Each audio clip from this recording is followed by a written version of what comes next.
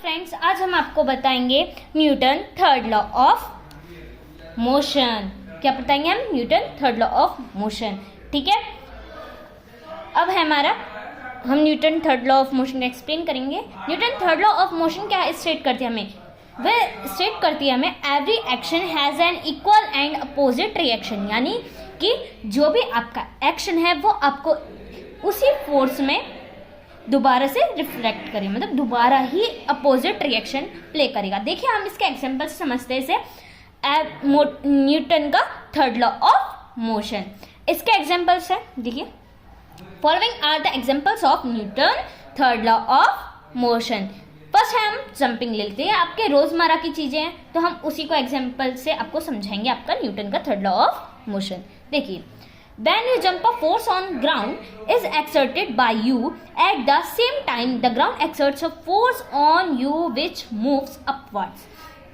देखिए, समझिए, आप एक फ्लोर पे कूदे, ठीक है, वो आपको जो ग्राउंड है आपका, जो आपने फोर्स लगाया अपने कूदने में, ऊपर की तरफ कूदे तो वो आपको उसी फोर्स से आप वापसी उसी टाइम पे और उसी स्पीड से नीचे आके गिरोगे।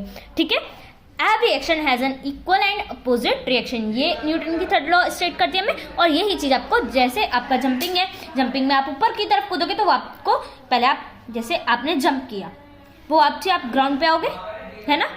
जब आपने जंप किया तो जो ग्राउंड से फोर्स लगा आपका, तो वो सीधे नीचे आप आके तुरंत गिर जाओगे, है ना। नेक्स्ट देखते हैं हम स्विमिंग। अपवर्ड्स की तरफ आप कूदोगे ग्राउंड से तो वो उतने ही स्पीड जाएगी ऊपर की तरफ, तो उतना ही वो वापसी नीचे आएगा, है ना।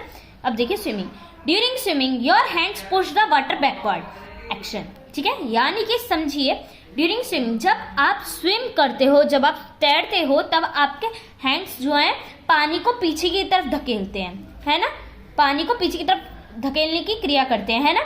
The water pushes you in the opposite forward direction reaction, यानी कि जो पानी को आप पीछे की तरफ धकेलते हो स्विम करते समय, वह पानी आपको उतनी ही स्पीड से, जितनी स्पीड से आप पीछे की तरफ धकेलते हो, वो उतनी ही स्पीड से आपको अपोजिट, आप पीछे की तरफ धकेल लो, वो आपको आगे की तरफ धकेलता है, वो आपको उतनी ही स्पीड से आगे की तरफ धकेलता है ना, फॉरवर्ड डायरेक्शन।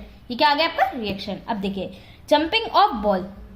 ठीक है, अब हम करेंगे जंपिंग ऑफ बॉल।